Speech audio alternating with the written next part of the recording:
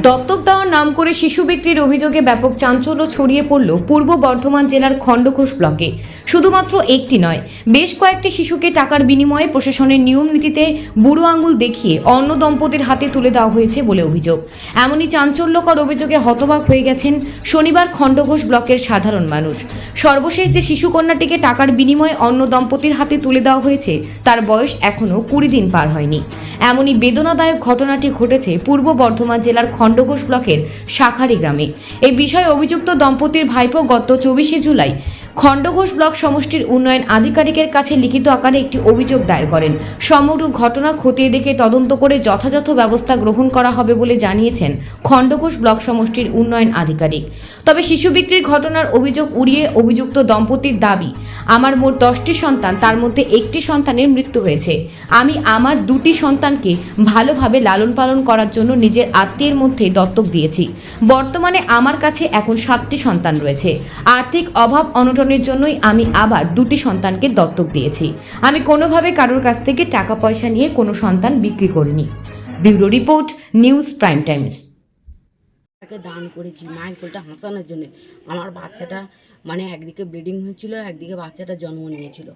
আমি নার্সিংহোমেতে গিয়েছিলাম। নার্সিংহোমে যখন যাওয়ার সঙ্গে সঙ্গে নার্সিংহোমে ডাক্তারবাবু বললেন যে বাচ্চাটাকে তুলে ফেলতে হবে না দিদি, আপনি বাচ্চাটা যদি নাও নেন, আপনার যদি কোনো আত্মীয় স্বজন থাকে বাচ্চাটাকে তুলে নিয়ে তাকে দিয়ে দেবেন, সে মানুষ করবে। আমি সেই হিসেবে সেই আমারই নিজের একটা কুটুমের আত্মীয় স্থলের কুটুমেকে আমি মানুষ করতে দিয়েছি। আমি বাচ্চাটাকে আমি মেরে ফেলেও আমার 7টা বাচ্চা আর এইটা নিয়ে 8টা।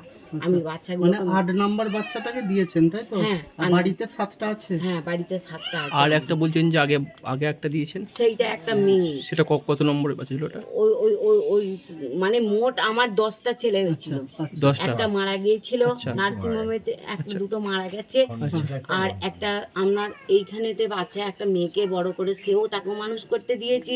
এনাকেও আমি মানুষ করতে দিয়েছি। মানে এখন আপনার কাছে 7টা আছে 7টা আছে আর 2টো আপনি দিয়েছেন। হ্যাঁ, আমার খাওয়ানো পড়ারও অভাব অভিযোগের জন্য আমি তাদেরকে তুলে ধরেছি। মানে শুধু বড় করার জন্য, মানুষ করার জন্য, বড় করার জন্য। আমি যে ভদ্রলোককে বাচ্চাটা মানুষ করতে দিচ্ছি সে আমার সঙ্গে ফোনে কথা বলে, বাচ্চাও আমার সাথে কথা বলে।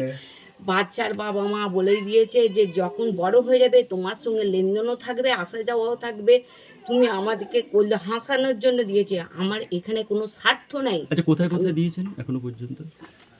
এই তো ওই আপনার একটা এই যে গুজরাটে নিয়ে গেছে ভদ্রলোক। আর দুটো নয়, আর একটি আছে আপনার ইয়েতে বলছি। তার খবর নেন? হ্যাঁ, ফোন করি, কথা বলি, আমাদের সঙ্গে কথা বলে। গলসির কোথায়? গলসির কোথায়?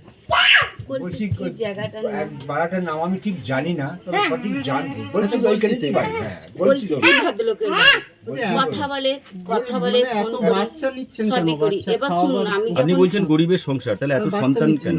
এবার কথা শুনুন, আমি 2বার নার্সিংহোমে গিয়েছিলাম। সুজিত দাসবাবু একবার নার্সিংহোমে অপারেশন করেছিল, নর্মালে বাচ্চা প্রসব করলো, বললো আমি বাচ্চা নো ইয়ে করে দেবো, লাইকেশন করে দেবো দিয়ে সুজিত দাস না 12,000 টাকা নিল, অথচ আমাকে লাইকেশন করলো না। আমি হসপিটালে গেছি, হসপিটালে অপারেশন বললে চামড়াটা মোটা হবে না। তারপর বললো আপনার নাম? আমার নাম ঝুমা চক্রবর্তী, বাড়ি সাঁকারি। ঠিক আছে। আচ্ছা, আরেকটা কথা আপনাকে জিজ্ঞাসা করি।